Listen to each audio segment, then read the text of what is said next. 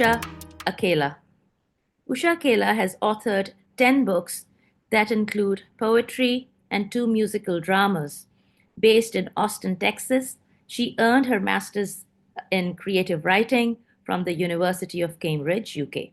She is the founder of Matwala, launched to increase the visibility of South Asian poets, and the-pov.com,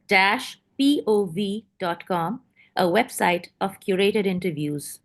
She was selected as one of the creative ambassadors of the city of Austin in 2019 and 2015 and was the finalist for Austin's Poet Laureate in 2025.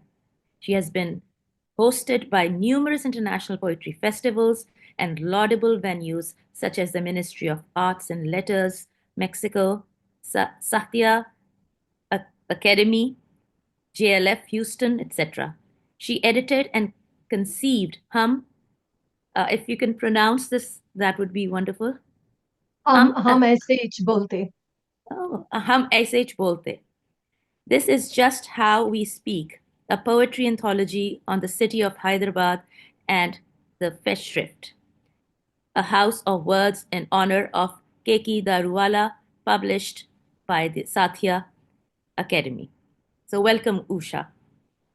Thank you, Sabine, and thank you, Ekta. Good morning, or maybe good evening also to everyone. I'm so delighted to be a part of this panel with some amazing women. And thank you for creating the platform, Sabine. I think I'm primarily here as a poet, and I'm really looking forward to the dialogue and the conversation and learning from all of you this morning. Thank you so much, Usha, and we're looking forward to this amazing conversation. Your book of poetry, I Will Not Bear You Sons, is absolutely searing in its intensity. You've brought up the very important topic of female feticide, which continues in India today, despite all the laws and the awareness campaigns and everything. And in the title poem of your book, there is this part where the father-in-law is blessing the daughter-in-law with many sons. And he's doing this every day. And then finally she erupts in rage and she writes this, and if it's okay with you, can I read out those lines that you've written from your title poem? Sir, no, sir, I will not give you sons. I will abort every male fetus I bear. I will live to ensure there are no more sons. I will live to see your bloodline cross over with you to the other side. Now, the blessing from your lips is your execution. And the rage is just palpable. How angry she's feeling at this constant blessing. May you have sons. May you have sons. Um, I remember when we published this interview with this excerpt, there was a lot of pushback from readers, a lot of criticism. And even that fictional suggestion of male feticide triggered people so much. One reader actually said, I'm going to read this out. Well, you convinced me to abort my future daughters. Thank you so much. And I was thinking that there is so much outrage for this theoretical male feticide, but we don't see that kind of outrage for the actual female feticide, which is happening every day on the ground, isn't it? So, what does this say about Indian society and the value of daughters versus sons? Okay. Thank you. Thank you, Ekta. I want to just first share the cover of the book. Yeah, it's beautiful. Yeah. It's a beautiful, beautiful cover. This came out from Spinifex Press in Australia. And I'm going to begin answering that question by actually going back in time to around that period when there was this whole outburst. So as you know, the title of the book is I Will Not Bear You Sons. The title poem is I Will Not Bear You Sons. The book is sectioned into two. I think the second section ended up being very valuable for me on my journey because I profile global patriarchy from many cultures, and I dedicate poems to women from forced breeding in the African American community during the times of slavery. I have another poem to witch burning, to foot binding, and so on and so forth, because I think while there is a certain localization of patriarchy, and it has certain and particular forms depending upon region to region, country to country, I think in the end, it's very, very important for that female solidarity to actually build. And we understand that past these geographical borders, the fight is the same. The issue is the same, the fight is the same. So, section one, I deal with personal patriarchy, and then I move on to the global and national. It's the outbursts. So, I'm not on Twitter, I'm not on any social media except for Facebook. And one day, my publisher, I think she called me or she texted me or emailed, I don't remember the exact medium of communication, saying, "Do you realize what's happening on Twitter? There's a terrible war has really broken out." And so I began to, I was so stunned by what I saw, and maybe not so stunned also at the same time. To my publisher's credit, she put up a fantastic fight. A lot of women authors and poets, they wrote defenses on Amazon because I started receiving death threats and very, very vile language and vulgar language and so on. And I want to cite and point readers and the listeners of this podcast to a review by Basudhara Roy, and I'll put it in the chat. And it's an excellent piece of she reviews the book while talking about this incident. And I had one poet like you who raised the same issue, that female infanticide is a reality on this planet in a number of countries. And the very hint and suggestion in a poem just brought India up in flames. And there were men protesting and all kinds of things. Basudhara Roy brings up a very, very important point, and that is the language of poetry. Now, the language of poetry, unlike prose, is not literal. It's not statistic driven. It is not facts driven. It is an emotional carrier of truth and truth making and meaning making. Within that, poetry uses a number of devices, a number of figurative devices. And I think what was happening is someone plucked out one line from that poem. Read by itself, it's an inflammable line, but you cannot lose context in a written piece, and you cannot read things literally in literature. There is the secondary meaning, there's a tertiary meaning, there's a suggestive meaning, there's denotation, there's connotation, there's all of that. So you can't pluck a line, not see it embedded where it must be, not read anything else in the book, not place it in context, because you have a line within a poem and a poem within a book. So it was a very, very important review in terms of the discourse of language and the discourse of content. And does it really mean that this poet or this character in this poem is going to abort male fetuses? Or do you read that as saying that I have, just as you have the choice to ask me to bear a certain gender, then I, as the carrier, the one with the womb, the one carrying, do I not to have the choice to have that gender selection? And what if I come back and say I choose to give birth only to females? Just a simple mirror reflection of it. And it couldn't be stomached in the 2000s. So that's a little context for that. I'm not sure if I answered the question, but that's what happened with that. And yes, it does say a lot. It does say a lot to the mindset in 2021. This is when the book came up. It's 2025. I'm not sure how much of change has really happened. And it also brings up the issues of the use and misuse of social media.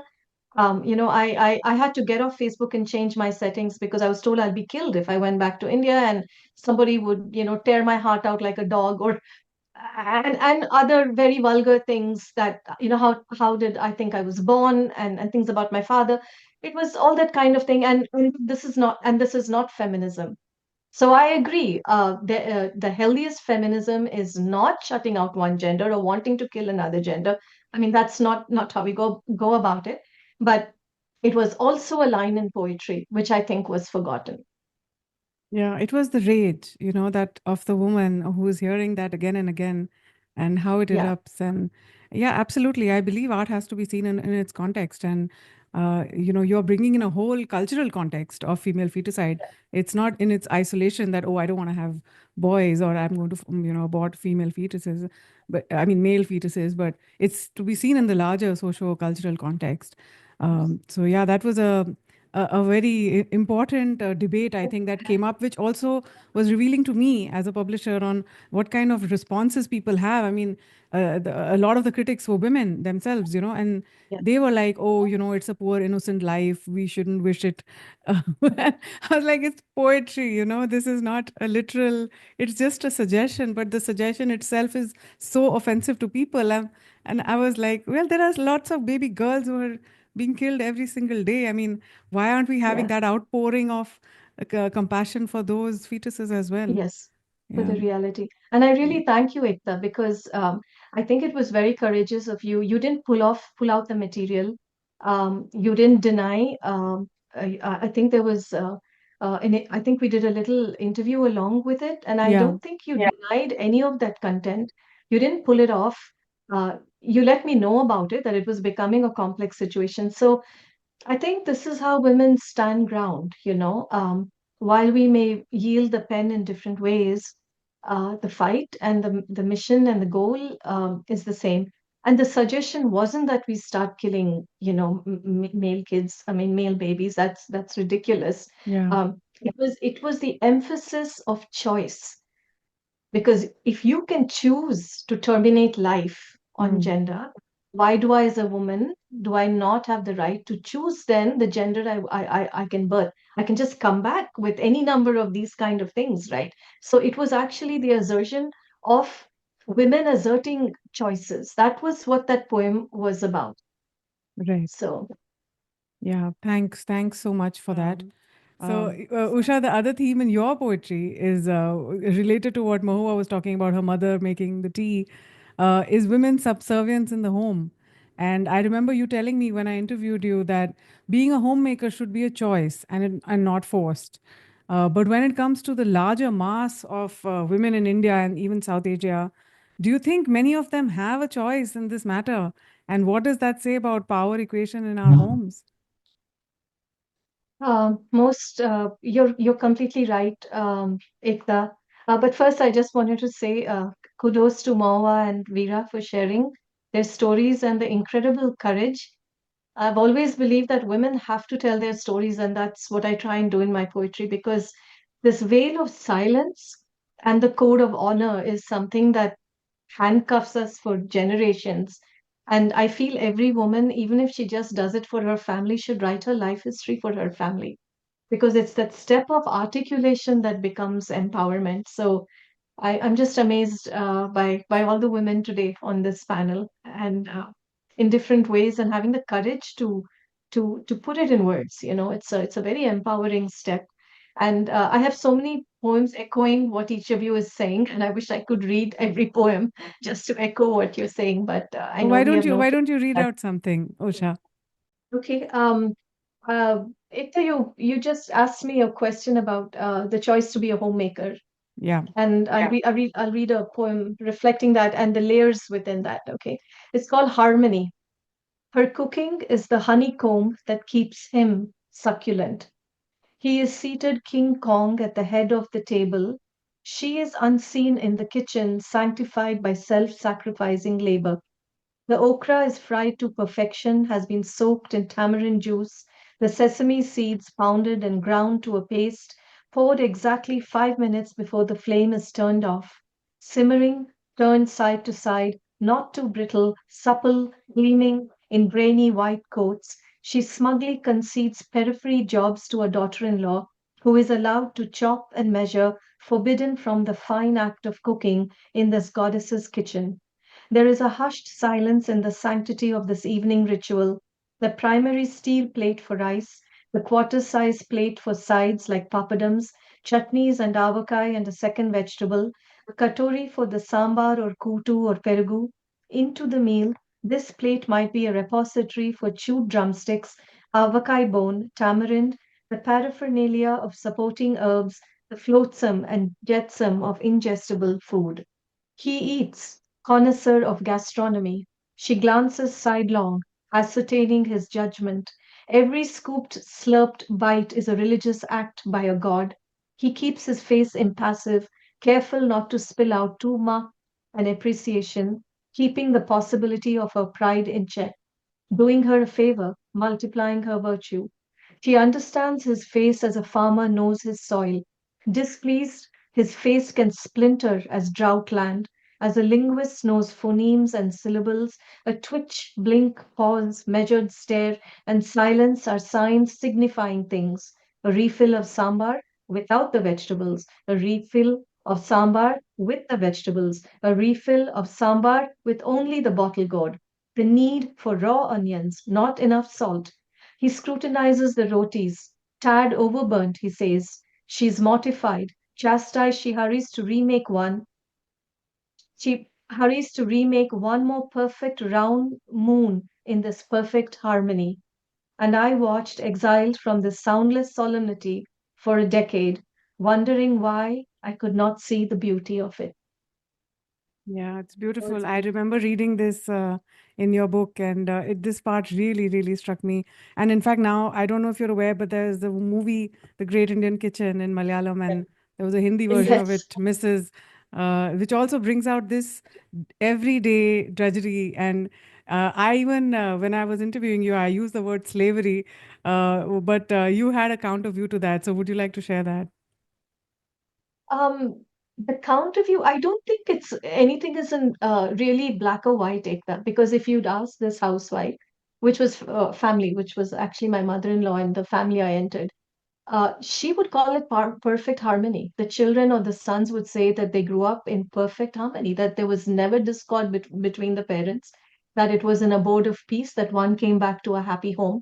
But if you start to look more carefully, then you see the splintering and you see who is the sacrificed one to be able to maintain that kind of, so-called harmony. So the question is, do we maintain things for the comfort of it, or do we, pick up our pens or swords or, our ability to choose to try and take a more uncomfortable piece. I would call it an uneasy piece. But that uneasy piece at least opens up a process of change, even for the next generation. So, Yeah, but peace at what cost? That's the underlying question there. At whose cost? Moving forward, would you like to share some thoughts on, moving forward, how do we move into a future where daughters are valued as much as sons and where women have the agency to make these basic choices in their lives? I think I want to, I really applaud Veera, because I think this onus of mothers and how they raise their sons is a very, very important aspect to this whole thing. Right. The patriarchy, the torch bearers are actually women. And this is something I address in my book, a fair amount. Women as the carriers. We are mostly ranting against males for patriarchies, against the figureheads, the male figureheads. But if we look closely, or maybe not even closely, it's the women who perpetuate the whole power structure because they don't know better. They've been brainwashed. It goes on, and the syndrome just goes on and on. So we to kind of use another kind of comparison or metaphor. Lightheartedly, we say that poets write for other poets normally, and people outside poetry don't really read too much poetry. Poets have a small world.